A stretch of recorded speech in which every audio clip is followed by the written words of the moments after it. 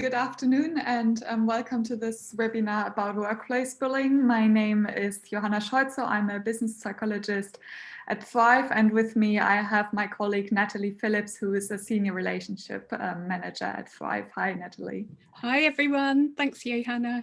Yeah, great. So a few things to mention before we start. This webinar will be recorded and will take around 1 hour. And if you have any questions, please feel free to write them in the Q&A function. And if you like to share any thoughts or feelings, please feel free to use the chat function for that. So today we will talk about the relevance of workplace bullying, how we can identify and define it, learn about the causes and outcomes, and understand what actions to take against bullying, and from an individual as well as from an organizational perspective. And in the end, we have Natalie, who will talk about her own personal experience with bullying in her previous job, and we will also have some time for you to ask any questions you have, or maybe to share your own experience with bullying. So is workplace bullying actually a problem? So the problem with bullying and harassment is that they can often be hard to recognize. So symptoms may not be obvious to others and may be hard to recognize, and might be not obvious and maybe incidents. So those on the receiving end may think perhaps this is a normal behavior in this organization. They may be anxious that others will consider them weak or not up to the job. If they find the actions of others intimidating. So behavior that is considered bullying by one person may be considered firm management by another. And some people may think they are being assertive or funny, and it can be just misconstrued. And most people will agree on an extreme cases of bullying and harassment, but it is often this gray area that causes the most problems. And victims may be accused of overacting and worry that they won't be believed if they do report incidents. And people being bullied or harassed may sometimes appear to overact to something that seems relatively trivial, but which may be the last straw following a series of incidents, right? So there's often a fear of retribution if they do make a complaint, and colleagues and friends may be reluctant to come forward as a witness. So as they too may fear that the consequences or fear that they receive the consequences or for themselves, or feel awkward and stuck in the middle, and they may be so relieved not to be the subject or the victim by themselves, and they collude with the bully as a way of kind of like avoiding the situation, avoiding the attention. And the thing is, like, sadly, around 1 in 4 of us have actually experienced bullying or been made to feel left out in their place of work in the last 5 years.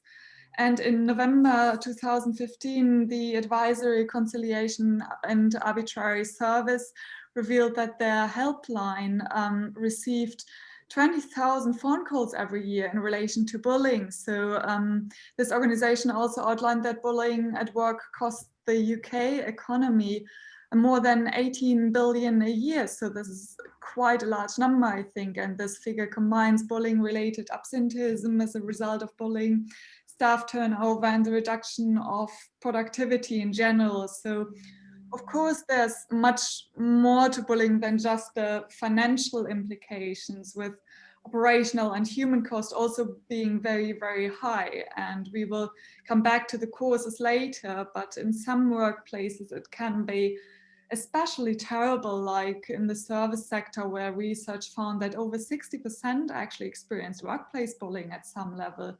And I think this is just horrible to read. And the proportion of workers who have experienced workplace bullying is fairly consistent across age group and gender. So this is something to keep in mind. And if we look at the perpetrator, we see a small tendency for them being male. and in being in a supervisory position. And it does not mean that women or people in other positions cannot be similar terrible bullies. And it's just a tendency research found. And often there's still this social expectation which can be deep rooted in the culture and generational habits in which way men and women have been traditionally expected to behave, where men, for example, should behave more in this masculine way, like showing strength and control and not appearing weak to others, by, for example, disclosing their mental health issues, or to family members and friends and colleagues, or that they may be a victim of bullying. And relying on these traditional ideas or generally not speaking about it can negatively impact one's mental health. And as sharing one's feelings and seeking support is so strongly affects our well-being and resilience and recovery, as well as like the general stigma in culture and organizations. And the thing is with what defines workplace bullying. So bullying, here's an kind of like a phrase which was from the ACAS. So offensive, intimidating, malicious or insulting behavior and abuse or misuse of power through means that undermine, humiliate, denigrate or injure the recipients. And in other words, just bullying is a situation where one or several individuals persistently over a period of time perceive themselves to be on the receiving end of this negative action from one or several persons in a situation where the target of bullying has maybe difficulty in defending him or herself against these actions. And this persistent pattern of mistreatment causes either really physical and emotional harm in the victim, and it can make an individual feel really worthless, both as a worker but also as a person. And it can make one question, or the victim questions everything, especially like oneself or the self-worth, makes wonder if they've imagined maybe everything or made a big deal out of nothing. So yeah, it really affects the individual and the victim. And here I would like to share poll questions with you, just to get a feeling of if you might have been affected or not, or just the prevalence of it. And here we are. So using the above definition I just shared with you, one moment. Please feel free to rate now if you have been bullied in the last time, or in the more than 6 months or even longer time before. So it isn't kind of like, or we don't define it as a one-off incident, but something which happens over a longer period of time. And yeah, just let us know if this ever happened to you in your life or in the last 5 years.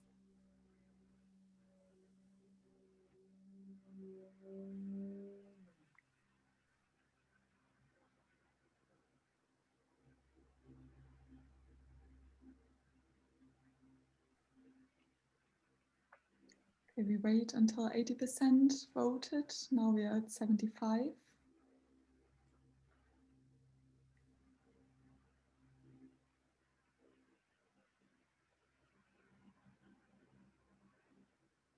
Okay. Great. Okay. I will share the results with you just for you to see as well.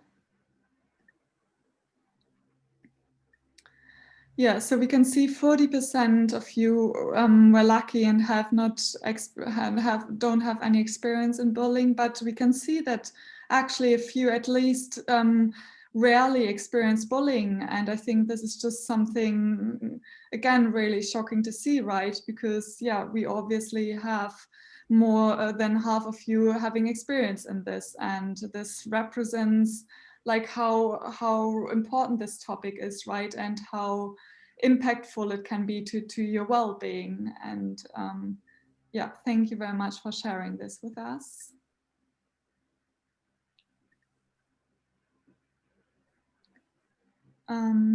Okay, this brings me now to harassment. So harassment is against the law and can be defined as a kind of conduct which is unwanted and offensive and affects the dignity of an individual or group of an individual. And this is when the unwanted behavior is related to one of the following protected characteristics which are on the slide. So it can be age, sex, disability, gender, reassignment, marriage and civil partnership, pregnancy, maternity, race, religion, belief, and sexual orientation. And whether the harassment is intentional or not is irrelevant. So the key is that the person being harassed sees the comments or actions as offensive and demeaning and disrespectful and or unacceptable. And even though bullying itself is not against the law, legislation exists that can be used by employers to help them prevent and tackle bullying. And under the Health and Safety at Work Act, all employees must actually provide a safe and healthy work environment, including the protection from bullying and harassment at work. And this means that employers who fail to tackle bullying are actually kind of like working against the law here. So it's just something to keep in mind, that they all have to guarantee your well-being at work. And the impact on the victim can be the same, like if it's harassment or bullying, it can feel the same, right? And often it is the words are interchangeably used in the workplace. And this brings me actually to the next slide. So we have different terminology from maybe concepts or behavior which we perceive as quite similar, or which we would describe quite similar. And as we saw before, there's no coherent definition for bullying, but often we use different words to describe similar incidents. And some differ in phenomenon, intensity, or the way they are described in a culture. Another difference is that if we speak about mobbing, we mean a group against an individual, while bullying itself can be one to another. So this is maybe the key difference here. Also, like mobbing often starts with a conflict which then escalates to mobbing behavior. And we might tend to think that mobbing might be more present in high schools, but actually it's concerning how many workplaces still have like these groups against a person, or like cliques. So yeah, just something which is actually present as in the workplace as well. And independent of this terminology, they often, as I said, carry this similar characteristics, which include this negative behavior, or carry a psychological nature, or persistent and repeated events, and include this instigator and a victim, which often have a power imbalance and results, obviously in negative outcomes for the victim, but also for witnesses around and the organization in general. So these are similar things here. And bullying and harassment can take many forms. And it's important to note that it can occur without witness, and actually lots of times it intentionally takes place without a witness, and it's not necessarily face-to-face. It may occur through like written communications, images, like for example, pictures of a sexual nature, or embarrassing photographs of a colleague, email, phone, can be from various forms, right? So automatic supervision methods, such as like, for example, computer recordings of downtime from work, or recordings of telephone conversations, if these are not universally applied to all workers. So it can happen in various forms, and they all have the same terrible impact on the victim and on the witnesses and organization in general. So the problem is, or often we struggle with recognizing what is actually workplace bullying, right? So we have some notes down here, which you might recognize actually. So just some outlines how diverse it can be, and often we ignore those things because we think they're not maybe that terrible, but they are actually. And as we said, like bullying can occur a number of different ways. Some are obvious and easy to identify, others are more subtle or difficult to explain. And as we saw before, bullying can happen in various forms. So some examples of bullying behavior include like opinions and views expressed are being ignored, willfully excluding or ignoring a colleague, intentionally sabotaging or undermining a co-worker's performance, or being set unreasonable, impossible demands like deadlines, unmanageable workload. Yeah, these things, or being constantly picked on, humiliated, or shouted at, or giving a co-worker constant or unwanted criticism, or like cursing at, threatening, humiliating others as well, or verbal comments that can mentally or isolate a person in the workplace. And yeah, also things like spreading gossip or rumors about a person, denied training or promotion opportunities as well, and suggesting a co-worker to quit or transfer to a different department in the company, or overbearing supervision or other misuse of power or position. And being threatened about losing your job is also really harmful, and deliberately undermining a competent worker with constant criticism, or being blamed for problems that have been caused by others. So yeah, many different examples, and you might recognize some. And yeah, they can happen all together. Maybe it's just one thing, but they all fall into this category and are actually recognized as workplace bullying.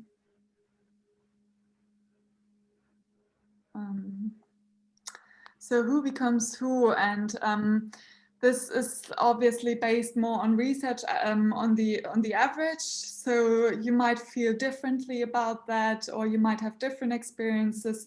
So this is more like they collected a few characteristics or risk factors of becoming a victim or the bully, and yeah, some pattern behind it. So like, for example, the victim, it's often like women against men, or like new employees. Especially as a new employee, you might fear that no one would believe you, because you might think the person acting in this way is well liked or respected. And then actually when you come forward, you might realize that there are other reports or other incidents as well, right? So against this person. And it might also be because the victim is a good employee or a minority, so including like gender, sex, political, cultural, or being perceived as different, just different. And this can be through a disorder, it can be being from the LGBT group. So just different sometimes makes you more vulnerable to being a victim. And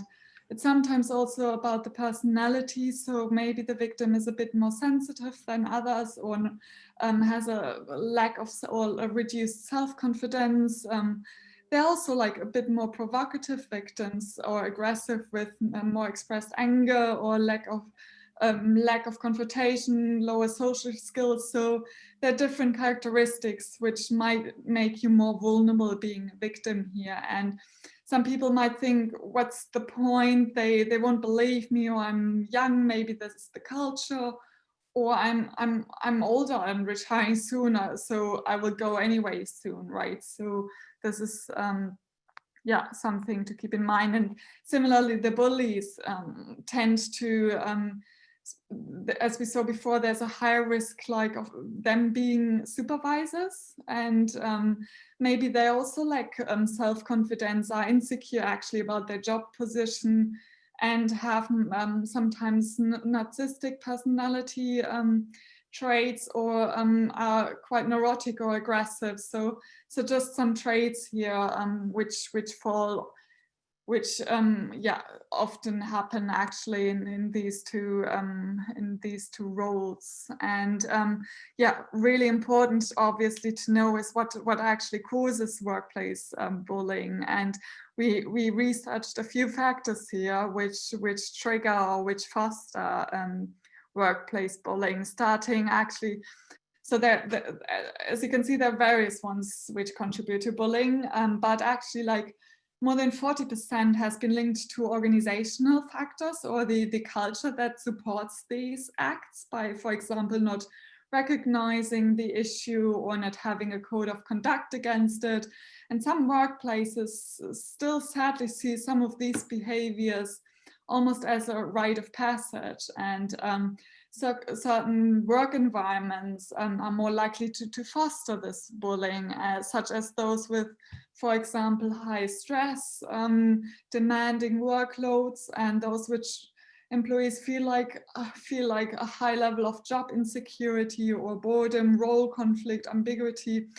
And some examples here, like which are quite present, are education institutions, health sectors like hospitals, hotel, restaurants, jails, telecommunication companies, all those competitive environments like sales, high stress environment, public sector, are all at high risk. And also industries like, for example, finance or military forces, where there's still sometimes this element of machismo culture. So it's just, yeah, some workplaces here or work environments which increase the risk. And coming back to the characteristics of bullies, for example, actually some traits which are associated with bullying may not be displayed unless brought to life in the workplace environment, in which the behavior is ignored, tactically encouraged, or seen as actually even positive. And it's therefore clear that these organizational level factors are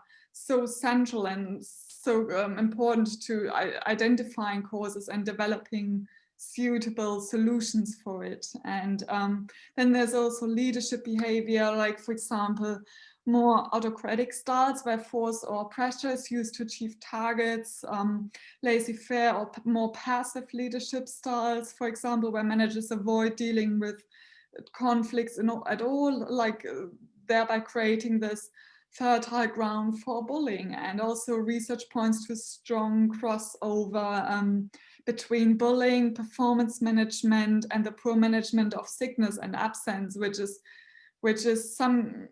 in some cases become really like a vicious cycle.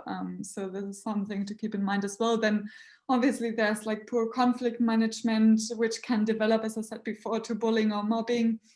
Sometimes it's also innovation if poorly managed or badly communicated. So if there's this uncertainty, insecurity, then we might foster this bullying behavior as well, because change kind of causes stress to humans if it's not really like, or if it causes this insecurity. So something to keep in mind as well. And then there are obviously many situational factors which have a strong influence on this as well. And other reasons why some bullies might be bullies might be to get rid of a person, proving your superiority or over the other person. Maybe it's jealousy about performance, getting along with others while the bully does not, maybe, or just the emotional state the person might be in, like being extremely stressed or actually insecure. And sometimes there's actually not even a conscious goal behind the behavior. So sometimes we cannot even explain it that good. So you might know that by yourself, like experience that yourself, but regardless of its source, workplace bullying can have serious negative effects on the victim's physical and mental well-being. And bullying and harassment can make someone feel anxious and humiliated, and feeling of anger and frustration at being unable to cope may be triggered, or not being believed if you do have come forward and spoken up. And also like some people may try to retaliate in some way, right? So others may become frightened and demotivated. Stress, loss, like loss of self-confidence, self-esteem caused by harassment or bullying can lead also to this job insecurity, right? And illness, absence from work for maybe weeks or even months, and even like resignations. And yeah, so they're really, really deep or like strong outcomes here, and almost always really like job performance is affected, and relations in the workplace suffer. And it's obviously also inevitable that at some point bullying will affect other relationships around you, or like maybe life at home as well. So because yeah, it affects all your well-being and all your relations around.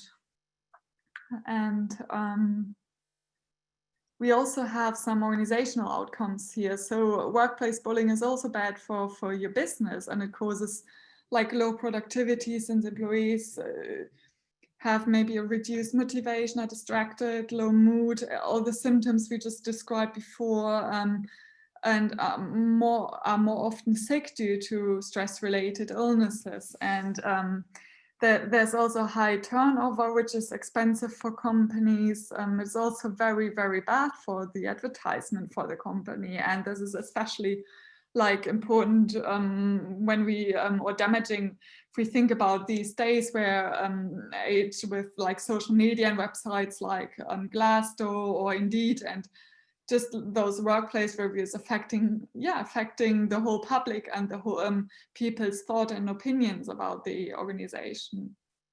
And the thing is with exact statistics and costs, they all vary a bit. So if you look into it, research varies there a bit, and there's no, I think this is based on like having no 100% clear definition of what it is, so it's hard to measure.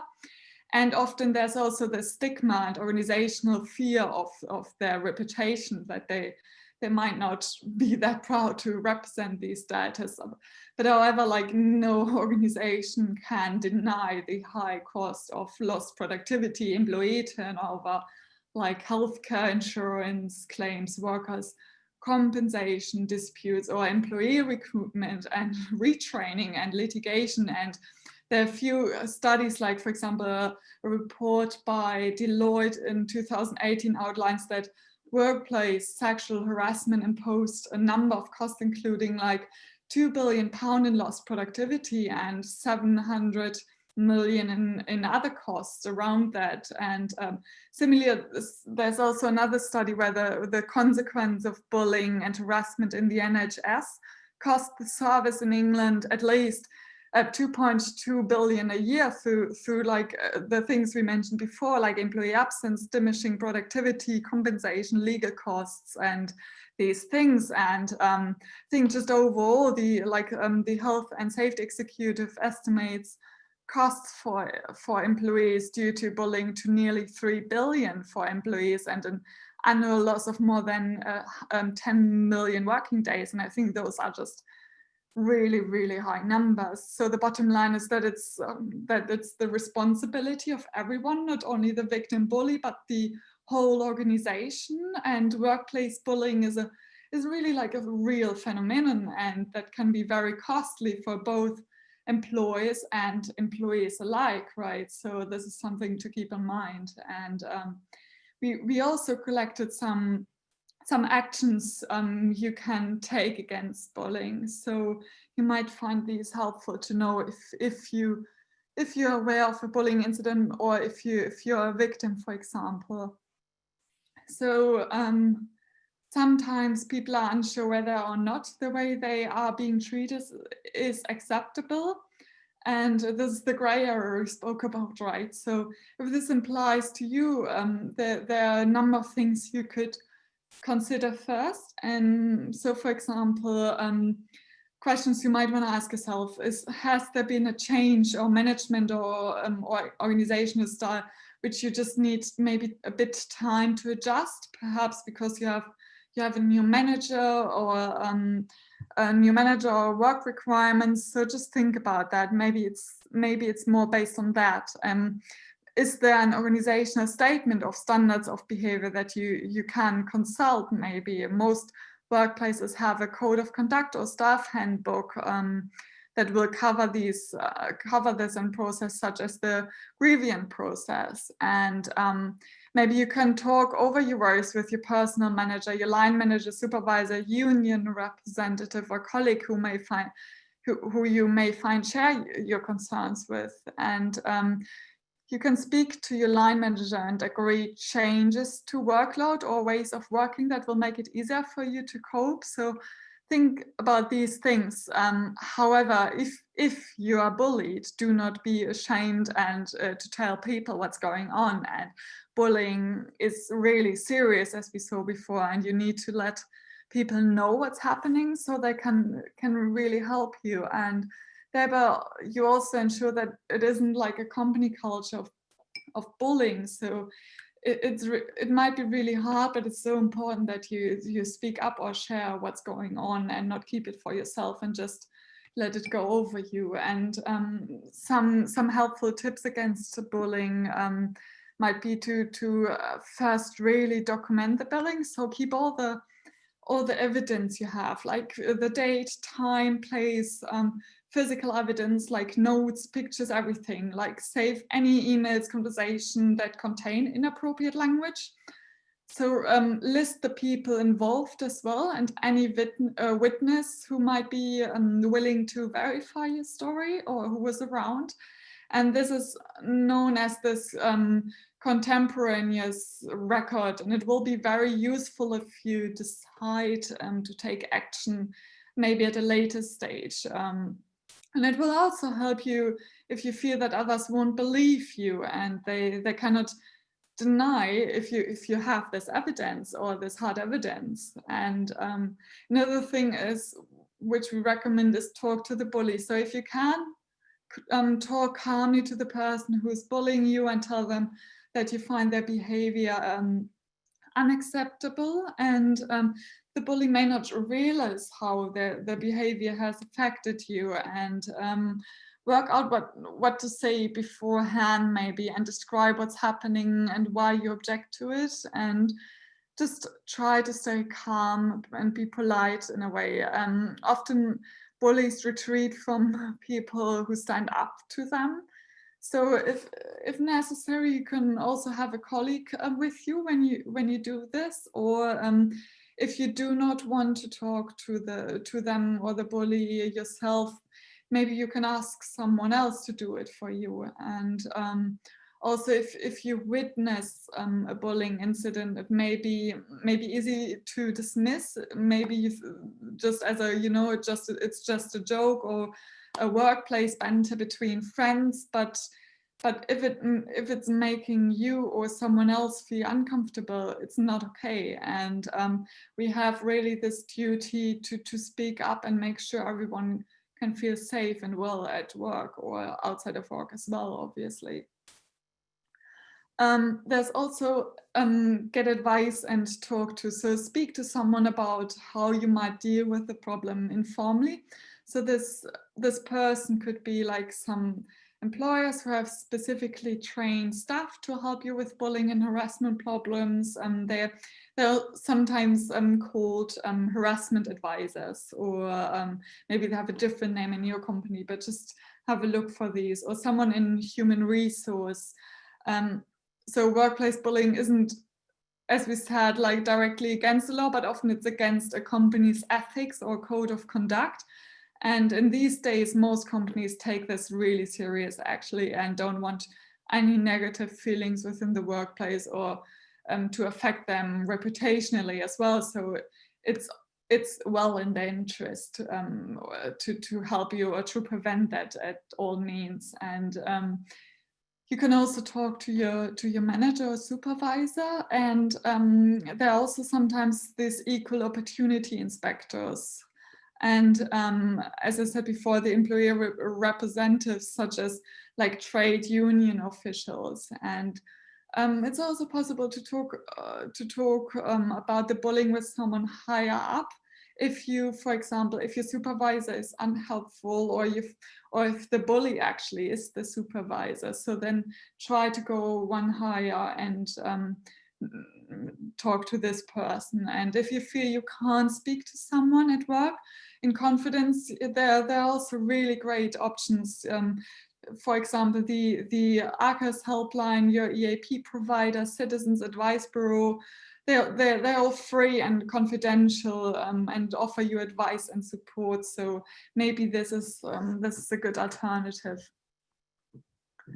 And then make a complaint. So making a formal complaint is the next step if you cannot solve the problems informally.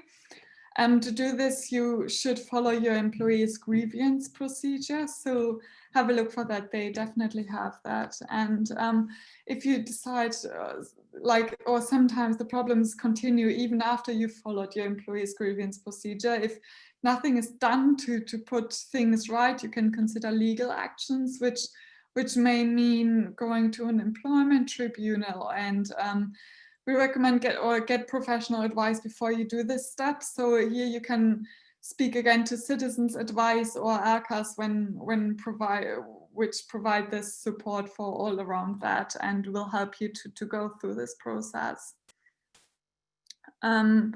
Also, co-workers may be able to offer support to you, and talking to your loved ones about the bullying can also really help. And sometimes some of us might struggle to talk about one's emotions and feelings, but we all have mental health and are negatively affected by bullying. And this is something to keep in mind. Everyone would feel negatively about it. And when you reach out, you will see that others might open up too, or that you're not alone with this. Actually, maybe there are other incidents actually with the same person, but even though you might thought this person's well beloved. So try to really share it and speak about it. And you can also speak to your GP if bullying affects your well-being, like, for example, sleep and anxiety. So really seek advice or support there, because sleep is so important, and obviously anxiety really affects your overall well-being so much as well. So you can also talk to a therapist about it, and they can provide professional support and help you to explore ways to cope with these effects of bullying while you take the other actions, which we mentioned before, while you take these actions. So it's not an or, but something you can do both, right? And take care of your general well-being. So try to carry on doing things that make you happy, you used to enjoy, seeing friends, family, things that they just help you to feel connected and help you relax, and practice self-care. Like there's relaxation and mindfulness techniques help you to build resilience, manage stress, and improve your overall well-being. And these can be particularly helpful for managing both the physical and psychological symptoms of stress and ill health. And take care of your sleep hygiene. So this is really important, as I said before, like 7-8 hours waking up and going to bed at the same time, and making sure you eat a balanced and healthy diet. So some general well-being tips which you should consider or may want to consider overall there. So another thing is employers have this clear kind of legal obligation to prevent threats and violence toward you at work. So these hazards should be tackled in the same way as any other risk you face at work. So your employer should make it clear that there's really like a zero tolerance for these acts, and take all the necessary steps to prevent and manage it. And bringing me to the first point, like prevention and risk assessment, like challenging bullying at work can be especially difficult in workplaces, particularly where it's accepted as part of the culture, right? So however, like in any workplace, it's important that bullying is raised and tackled at the earliest possible opportunity. And like really leaving it to go on means more stress and suffering for this person being bullied, and all colleagues who who are involved or maybe just witness it. And also it makes it hard for the problem to be sorted out, obviously. And in most cases, bullying at work is tackled by focusing on the problem once it has occurred. So this means that people are hurt before something is done, and like any workplace hazard, the basis for any action to tackle bullying should be also on risk assessment. And the aim of risk assessment is to really prevent the harm occurring in the first place. So if you want to know more, please visit, there's a really good website, Health and Safety Executive 5 Steps to Risk Assessment Approach and how it applies to bullying. So maybe you find this really helpful. There's also, like, if you want to measure prevalence and potential bullying behavior that can occur in your workplace, you can use this, it's called Negative Act Questionnaire. And example items include like being ignored or excluded, persistent criticism of your work and effort, and being shouted at or being the target of spontaneous anger. So it's a really good survey to measure that. As a supervisor, you may want to think about various factors like how you can offer support, realizing the risk of becoming a victim, or being able to identify who's who in the process, as well as being aware of your own role as a supervisor and the risk of becoming a bully. So try really to foster a culture of psychological safety and to promote open communication with your rapport and your team, and also really show employees that self-serving behavior does not lead to successful outcomes. And organizations and leaders carry a role model responsibility where appropriate training, effective conflict solving strategies, considerations of job characteristics and stress management like autonomy, role, ambiguity, feedback is focused on encouragement, not on punishment, and they should also guarantee equality, openness for different opinions, and that they have more standards and support for people, which might involve someone trusted who can talk to the person in confidence. And mostly really companies have these moral standards or values which they want their employees to be aware of, that they feel that this behavior is really unacceptable and not how things should operate.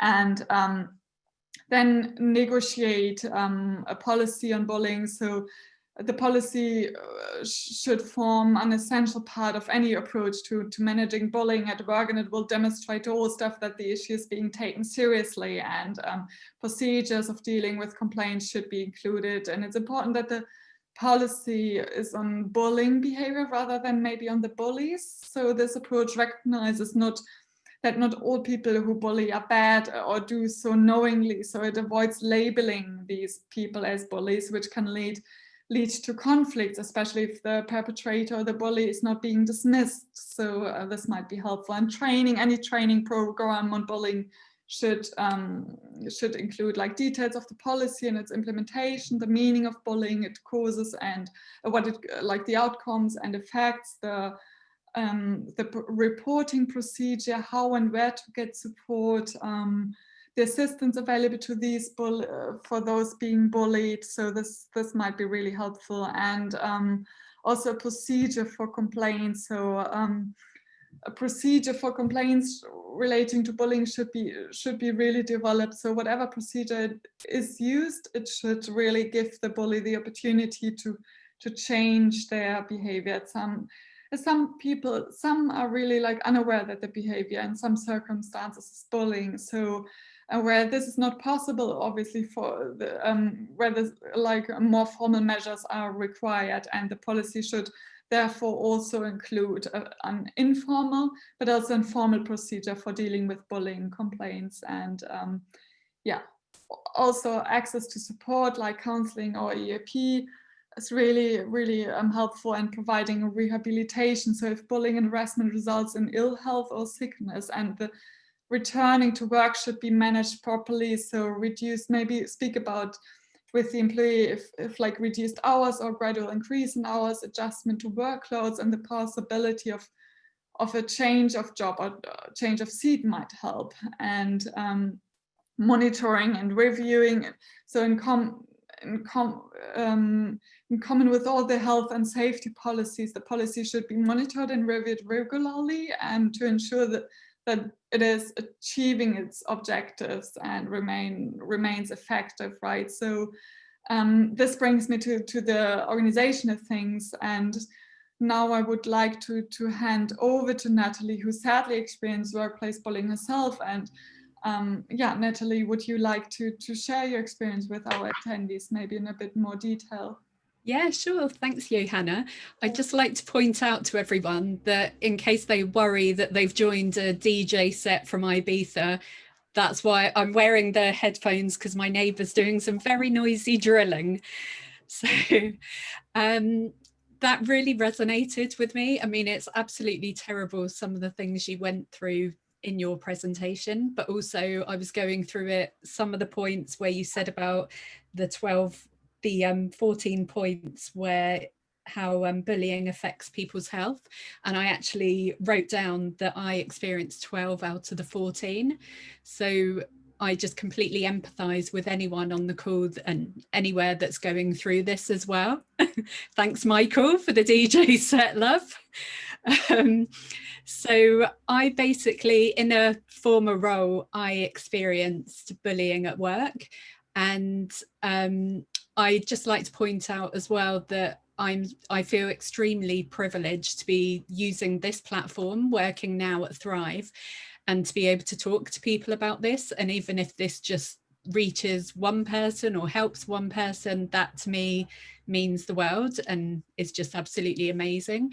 But for me, my experience was I was bullied by my line manager, and I was fairly new into the role. So it was a troubling, challenging time, full stop anyway.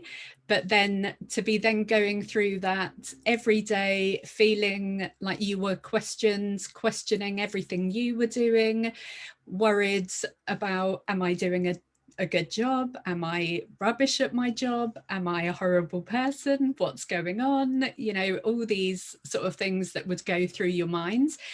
And for me, I experienced, I'd say, probably 4 or 5 months of sustained bullying before I got to the stage of basically cracking and crumbling to a senior manager, so someone that was above both of us. And she basically passed me in the hallway one Monday after the weekend. I basically was going through every weekend, dreading coming in on a Monday, not sleeping, waking up at 3 in the morning on the dot with major anxiety. And yeah, it got to the stage this particular Monday, I can still picture it, where she said to me, is everything all right? How was your weekend? And I said, yeah, I'm okay. But she could tell just from the look on my face and how I answered her. And she was like, you're not okay. Let's go and have a chat. So she took me into a meeting room and was just absolutely incredible. And from then onwards, I was extremely fortunate. I had the support of her as a senior manager, but also beyond her and going higher up the chain. And I completely understand that everyone is not that fortunate and not that privileged. So even, well, now looking back, but even at the time, I was extremely grateful for that. But yeah, for me, it got to the stage where I was experiencing extremely bad anxiety, depression. I got to the stage where I woke up one particular Sunday night, Monday morning, 3 in the morning with a fever, and I obviously had burnout. So I rang in sick that day, went straight to my doctor. Again, I'm very fortunate that I've got a doctor that's extremely easy to talk to, good to talk to about mental health. And she said, right, straight away, I'm signing you off. So first of all, she said, I'll sign you off for a couple of weeks. That then was extended and extended again, eventually to 2 months in general. And I went through computerized CBT. I was put on antidepressants. And before even getting to this stage, apart from all the issues that I agreed with, 12 out of the 14 that impacted my mental and physical health, I got to the stage of thinking, I really don't know what to do. I'm going to call the Samaritans, because even though my friends and family were absolutely incredible, no one could help. And I was still going through this. And I just thought, I really don't know what to do. That's what I'm going to do. But for some reason, I didn't. But then taking the time off work did help. But then I obviously had to go back to work. And I had to go back to work and be in kind of in the situation still. I was fortunate in the sense that my senior manager arranged a change of line manager. So she became my line manager and was amazing. I was fortunate that while I was on sick leave, HR and senior management purposely arranged a seating replan. So it looked as if it was done for the majority of our department, not just for me, because I actually had previously sat opposite the person line managing me that I was experiencing this with. But then unfortunately, when I came back and these issues were still going on, it then got to the stage where I had luckily, as Johanna said about examples of what to do, I am one of those people that I write down everything. So luckily, I've always done that. So everything that happened, any examples, anything where I thought, this doesn't feel right, this definitely wasn't right, whether it was something that was said, whether it was some sort of behavior, whether it was done in front of people or done just to me behind closed doors, so to speak, everything I wrote down. I wrote down days, times, where it happened, if it was a particular meeting room, if there was someone there, anything like that, just to back up what I was saying. But yeah, for me, it then got to the stage where they decided to lead an internal sort of like investigation or review into this.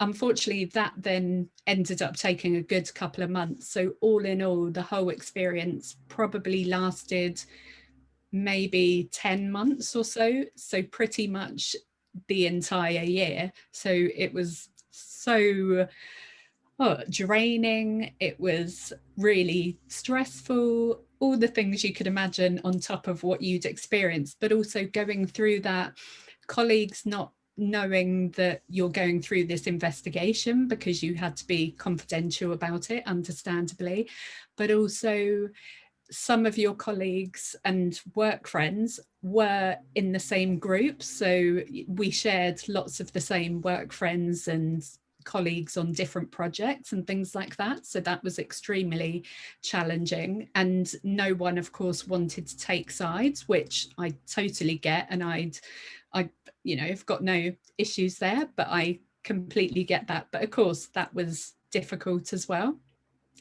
But yeah, I mean, for me, I was very fortunate that the company first of all, they believed me, because of course, straight away I did think, well, how do I know they're going to believe me? How do I know they're not going to believe her and think, oh, she's just exaggerating, she's new, perhaps she just can't cope and deal with this.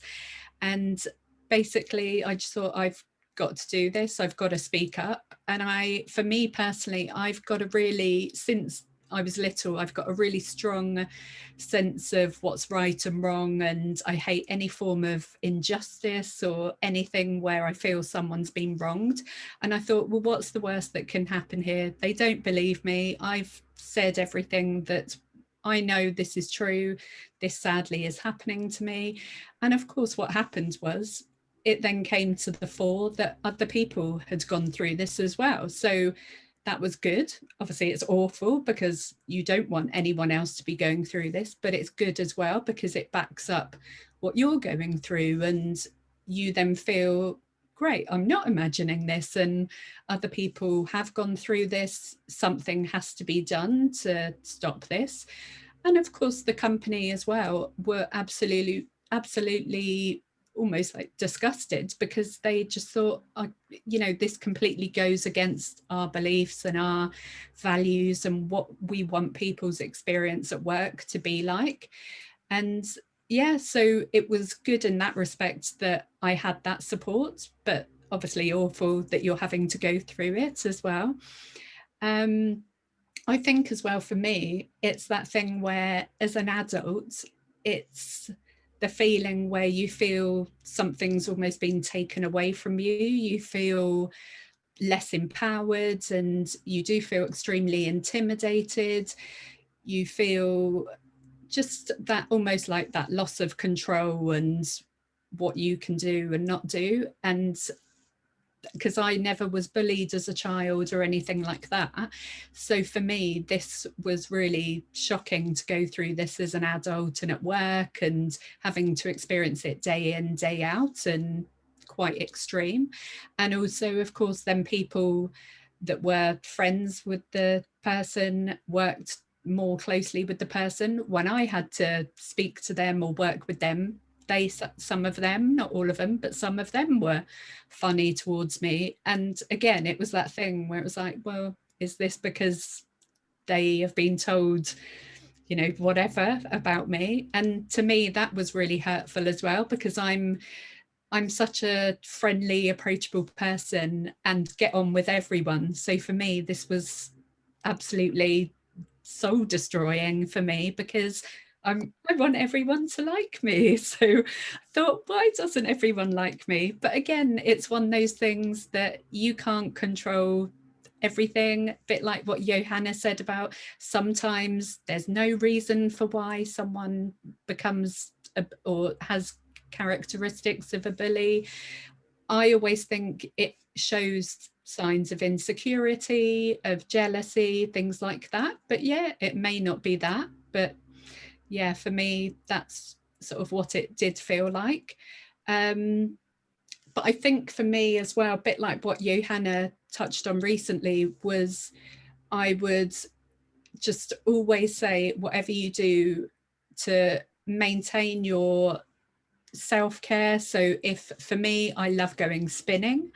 So for me, this is really hard in lockdown, not being able to go to my spinning class. Love going to cinema, love going out to eat. So all the things at the moment that I can't do. But yeah, when I was going through this awful time, I made a point of maintaining my sort of like self-care schedule, keeping in touch with friends and family, still going out, still meeting people, even if I thought, oh my God, all I want to do is pull the duvet over my head, not go out today. It's like, no, need to do this. And of course, your friends and family and your loved ones hate the fact that you're going through this and seeing what it's going like doing to you as well. So for me, please, please, please speak up and tell whoever you feel that you can tell. I completely get if it, I mean, it's absolutely nerve-wracking. It was nerve-wracking for me. This, what I'm doing now, is nerve-wracking for me as well, but there's something almost cathartic about doing it. And if anyone has any questions or anything at all, please feel free to reach out to me and I'll help wherever I can. But I think as well, it is that thing of speak up, because again, like what I said before, I hate that anyone is going through this. And if you don't speak up, then no one can help you.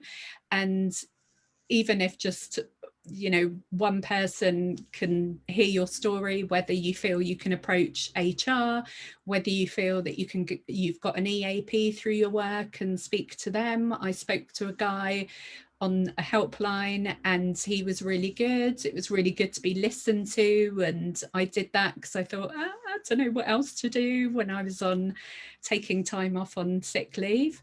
I'd also say, yeah, just remember it's not you. That sounds really corny and very like, it's not you, it's me sort of thing, but it isn't you, and you haven't done anything wrong whatsoever.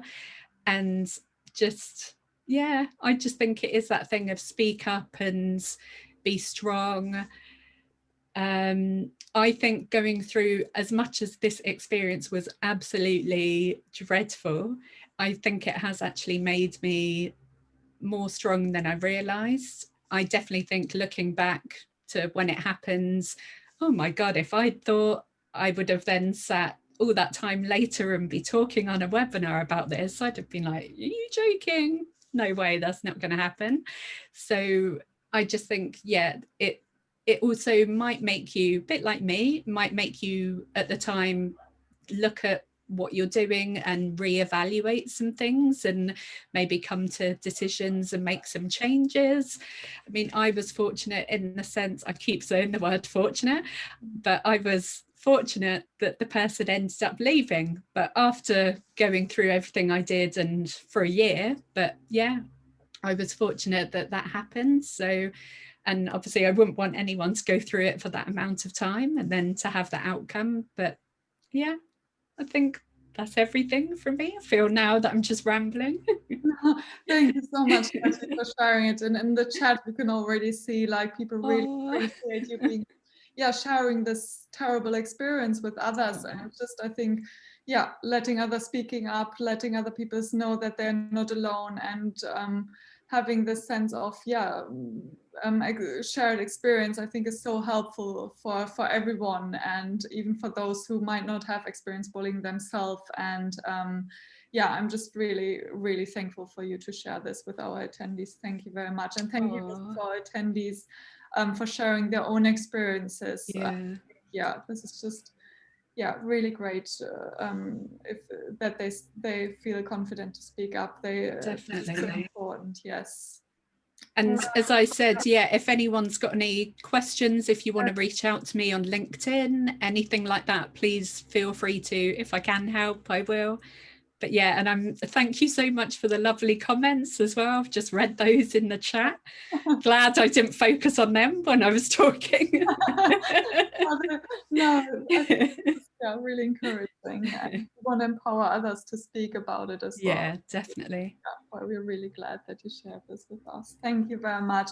And thank you everyone for joining us. I'm conscious of time, so if you have any questions later, feel free to send us, as Natalie said, via LinkedIn or email, and we are happy to answer these. And we wish you all a lovely afternoon, and take care, and see you soon. Thank you very much for joining. Thanks everyone. Thank you. Bye. Bye.